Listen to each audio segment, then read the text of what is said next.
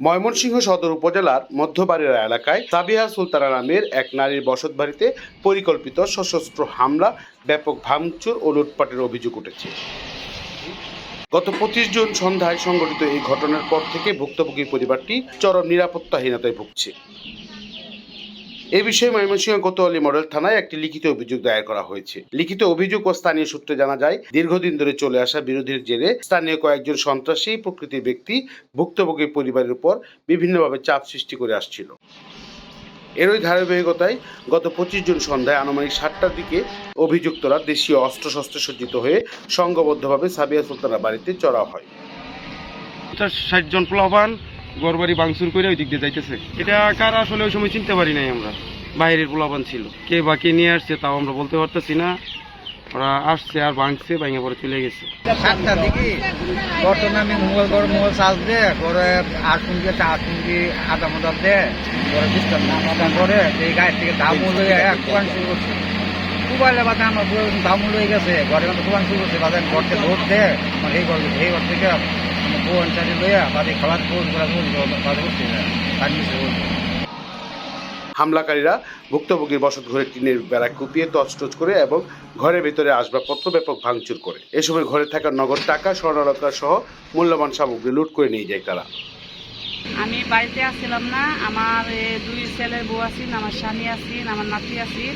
হেরারে আয়া দাও কুড়াল লইয়া হেরারে অস্ত্র দিয়ে মামলা করবে সেটি পরে হেরারে দৌড়াইয়া দাও নিয়ে দৌড়াইয়া গলা দিয়ে নিয়ে তুলছে। আর সব কিছু আমার খুবাইয়া তুলে রয়েছে, আমার জল লোকটে আছে ঘরে নিয়ে গেছে। আমি নিরাপত্তা চাই। অভিযোগে উল্লেখ করা হয়, হামলায় আসবাবপত্র ও ঘর ভাঙচুরে প্রায় 4 লাখ টাকার ক্ষয়ক্ষতি হয়েছে। ভুক্তভোগী সাবিহা সুলতানা জানান, এই নৃশংস হামলার পর থেকে সাবিহা সুলতানার পুরো পরিবার চরম আতঙ্কে দিন কাটাচ্ছে। ভয়ভীতি নিয়ে থাকতেছে। এখানে 2 দিন পর পর আইসা এই পাড়ার এলাকার ছেলেরা আইসা গন্ডগোল চালায়। এই পাড়াতে কিরকম গন্ডগোল চালায় যে ধরেন বেড়ার মধ্যে বাড়ি মাইরা রেখা গেল, তারপরে ধরেন ওই একটা না একটা কিছু মানে বিপদ ঘটাই।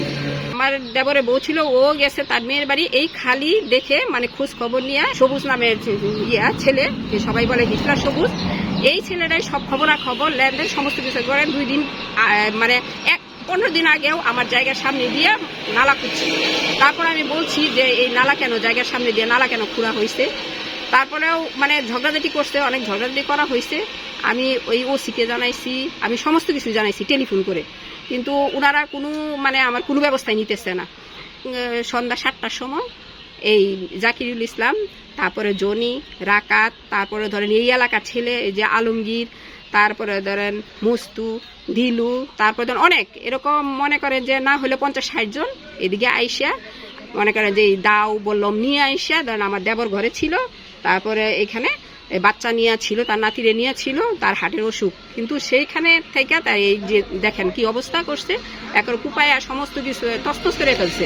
দা নিয়ে ওদের তাড়ান দিছে। ওরা মনে করেন যে এই নিরুপায় না পাইয়া ওরা অন্য জায়গায় চলে গেছে। এখন আমি কিভাবে নিরাপত্তায় কিভাবে করব। এই জাকিরুল ইসলাম এখানে এসে অত্যাচার করে এই যে ভাঙচুর সমস্ত কিছু এই যে সমস্ত করলো। এখন এই পাড়ার এলাকার সমস্ত লোকই দেখছে যে কি করছে না করছে, সবাই চুপ হইয়া ভয়ে ভীতিতে সবাই চুপ হইয়া রয়েছে যে এখানে তো মারবে, এই দাও বলমের সামনে কি আসে।